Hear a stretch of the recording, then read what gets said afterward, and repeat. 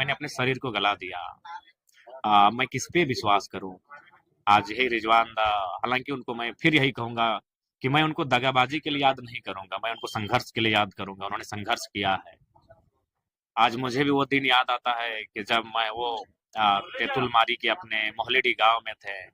पहली बार आज से 2.5 साल नहीं, लगभग पौने 3 साल पहले, उससे भी ज्यादा, 2-3 महीना कम कही कि 3 साल पहले मैंने उनको कॉल किया और उनको मैं अपने मामा घर लेके आया। क्योंकि उस समय हम लोग को मीडिया कवरेज नहीं करती थी। उस समय एक जितेंद्र ब्लॉग थे और रोहित ब्लॉग थे। उसके अलावा कोई ऐसा विषय, राजकुमार मंडल जी थे कभी कभी, और राहुल मोदक जी थे। उसके अलावा बहुत कम ही ऐसे चैनल्स थे जो हम लोग को दिखाते थे। तो मैंने, मेरा पेज का चैनल वो ठीक ठाक चलता था, अच्छा व्यूअर्स था। कोई भी हम स्टेटमेंट देते थे वो लगभग 1 लाख, 1.5 लाख, 2 लाख तक एक दिन में पहुंच जाता था। तो पहली बार उनको हम मामा घर बुलाए। हम मामा घर में रहते थे। मामा घर का नाम आमडी है। रिजवान भाई को खाटी पे बैठाएं और उसका हम शीर्षक भी दिए थे कि खाटी में बैठकर खाटी मुसलमान को सुनिए 1932 के खतियान पे। वो मेरा पेज था, वो चैनल भी नहीं था। नहीं, उससे पहले तक रिजवान जी को किसी चैनल ने भी कवरेज नहीं किया था। मैंने खुद उनको अपने पेज पे लाए कि रिजवान भाई आप बोलिए।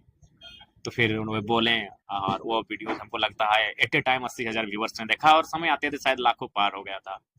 तो मैंने उनको स्वयं निमंत्रण दिया था कि इस आंदोलन में आप मेरे साथ चलिए। वो चले, बहुत अच्छा चले। बीच में फिर वो अपना JKMM कुछ बनाए।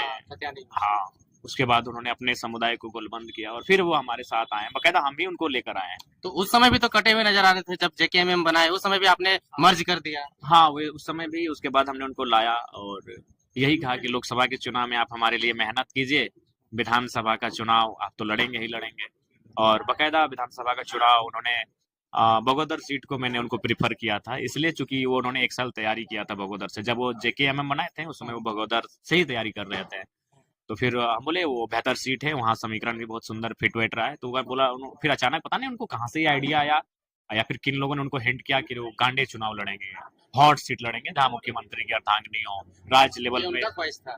हाँ, उन्होंने ही मुझे कहा था। मैं गांडे के लिए कैसे सोच सकता हूँ? उनका घर बगदर। हाँ, उनका घर मेरे ही विधानसभा टुंडी है। टुंडी में पड़ता है, लेकिन बहुत हाँ, लोग तैयारी कर बगोदर रहे में तैयारी किए थे, साल भर किए थे तैयारी और अच्छा तैयारी किए थे। हैं। तो मैंने, हाँ, मैं गिरिडीह तक हार्डली गया था क्योंकि गिरिडीह मेरे असेंबली, सॉरी, कॉन्स्टिट्यूशन में आता है।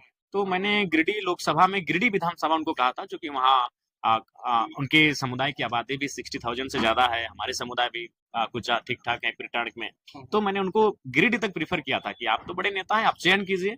और मैंने उनको गिरिडीह, बगोदर, गांडे मेरे दिमाग में नहीं था। तो फिर वो बोले नहीं, हम गांडे से लड़ेंगे।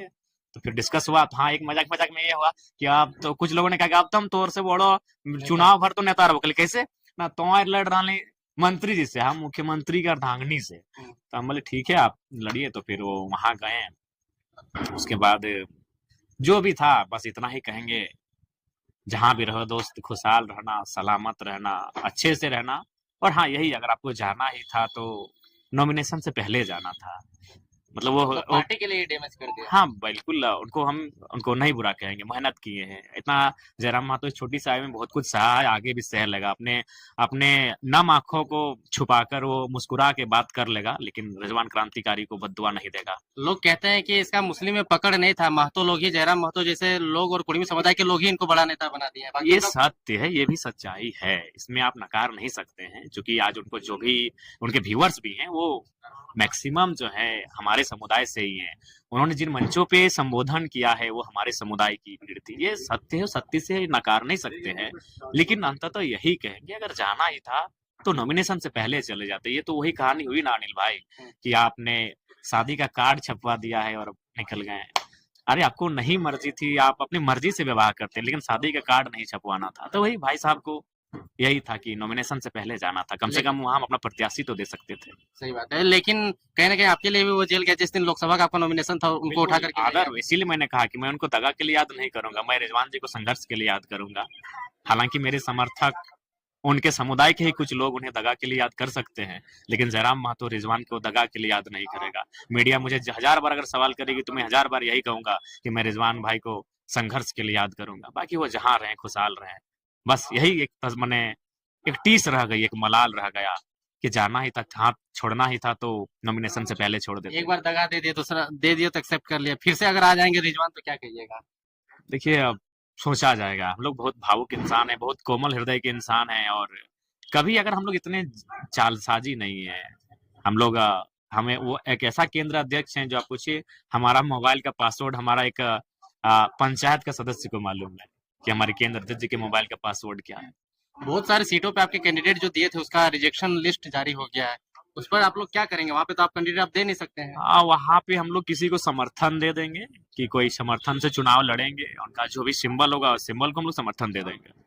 बेरमो में क्या स्थिति है? अगर रिजवान आपके खिलाफ आके बेरमो अगर प्रचार करते हैं, क्योंकि वो मुस्लिम बहुल इलाका है, तब तो फिर आपके लिए बड़ा डैमेज वाला स्थिति नहीं, है। डैमेज नहीं होगा, डैमेज नहीं होगा। वो स्वागत है, वो डुमरी आए, बेरमो आए आए, कोई दिक्कत नहीं। अगर वो मेरे खिलाफ भी बोलते हैं तो हम उनको, क्योंकि उन्होंने संघर्ष किया है हमारे लिए, बहुत मेहनत किया है, लेकिन होता है मान, पता नहीं उनको शायद फ्यूचर जो होता है वो एक दूरदर्शिता की सोच शायद नहीं देख पाए दूर तक जयराम महतो को। वो काफी कुछ पल के लिए चले गए और वो जहां गए, हेमंत सोरेन तो अस्थायी नेता थे। आज अगर उनको जरूरत थी तो जयराम महतो की जरूरत थी। हेमंत सोरेन अस्थायी नेता हैं, 3 बार के मुख्यमंत्री हैं, उनके जाने, रिजवान जी के हेमंत के पास जाने या ना जाने से कोई फर्क नहीं पड़ेगा, लेकिन अगर जयराम महतो के साथ रहते तो बहुत फर्क पड़ता। लेकिन एक खैर वो दूरदर्शिता की कमी दिखी उनमें और वो चले गए, जहां भी जाए खुश